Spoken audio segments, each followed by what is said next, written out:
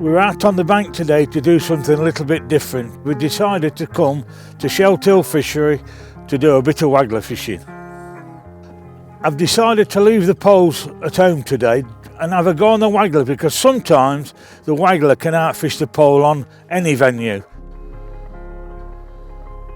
So why does the waggler work better than the pole on some occasions?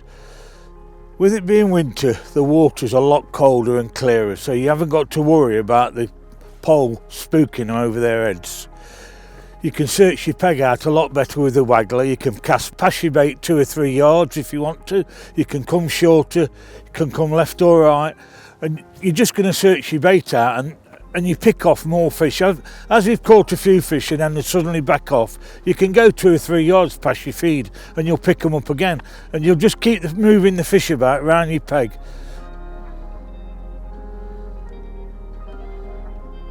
This is a busy method, but it's a simple method. You're looking to catch fish mostly on the drop, so you're going to be moving your shots and your float 2 or 3 inches at a time, just to make sure you can keep these bites coming. Also, changing your hook sizes is a big thing in the winter. Maybe you start on a 16 single and double maggot, and maybe you'll have a few fish and they'll peter out. Changing down to an 18 and single maggot, or a 20 on an 010 should bring you extra bites.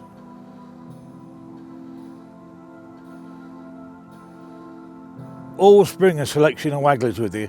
You need to fish as fine as you can with a thinner bristle, so you need a selection of insert wagglers and ones what will be able to get you to the distance you're fishing, but the float's got to be sensitive enough to show up the shy bites that winter fish produce. The setup today has been really simple. I favour a 14-foot rod, a 3000 reel loaded with 3-pound reel line, a Visi 6 waggler which will take about 2 grams. That's a light one for me, but it's getting to where I want to fish. I'm fishing an 18 Acolyte Maggot Plus hook. It's fine enough to get me those bites in winter, but capable of handling anything I'm going to hook. My choice of float for today was a Visi Wag 6. It's got a banded insert tip which helps me to read the bites whether there's slight lifts or pull unders. For my waggler fishing, I think float adapters are really important. Today the wind's been really gusty, and one time I was considering changing my float, and it's so simple on the Visi 6 wags to pull one out and put the other one in a float adapter, which lets you carry on the fishing and makes the day even simpler. This is because all the floats in the Visi 6 range take all the same shot in, which is about 8 number 8s. So there's no need to take shots off or add shots on when you're swapping the size of the float. You've probably seen on my side tray, all I bought is a couple of pints of red maggots. And by catapulting 20 maggots in every couple of minutes, we've managed to keep the fish feeding pretty much all session. One tip I can give everybody, when you come to fish a waggler on these snake lakes, you must clip up on your reel. So when you're casting, you're not hitting the far bank, you're just dropping your bait short of the rushes, and then just to retrieve a couple of turns of your reel to sink the line between the rod tip and the float, which keeps the float dead stable in the wind, and this is when your bites will come.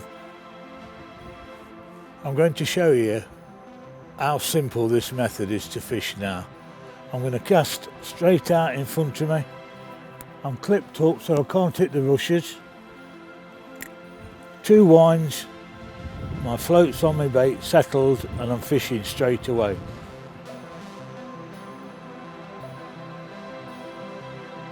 Today is really surprising me actually. The wind is a cold northeasterly wind today, blowing across the complex. I didn't think we'd get many bites, but on this method, it's been unbelievable how many fish we've caught. We've caught eyed, tench, skimmers, carp, chub. It's been a beautiful day, and the quality of fish have been fantastic. I honestly believe I caught more fish using a waggler today than I would have caught on a pole. This is because the presentation on the waggler has been far better than you would have got on a pole in the blustery conditions. If you haven't given this method a go, try it, because it's a method that's often overlooked. And today we've proved just how good a method this is on a snake lake.